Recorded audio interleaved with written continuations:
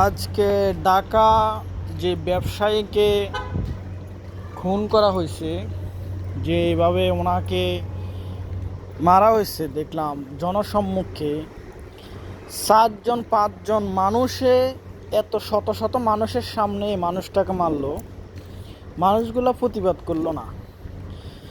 আর রাজনৈতিক দলের পরিচয় পরে আসবে, সবার আগে আসবে উনি একজন সন্ত্রাসী, একজন চাঁদাবাজের রাজনৈতিক পরিচয় আমি মনে করি না যে এখানে বড় কোনো ধরনের ইস্যু। সন্ত্রাসী। আর বিএনপির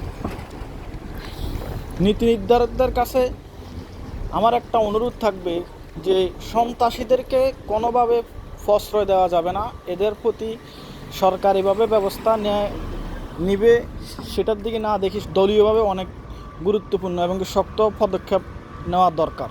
শুধু বহিষ্কার করেই বন্ধ না থেকে এদের জন্য আরও শক্তভাবে পদক্ষেপ নেওয়া দরকার, কারণ এরা দলের ভাবমূর্তি নষ্ট করতে আসে, দলের বদনাম করতে আসে। চোর বাটপারদের দলের কোনো রকমের প্রশ্রয় দেওয়া চলবে না, এদিক দিয়ে খেয়াল রাখা দরকার।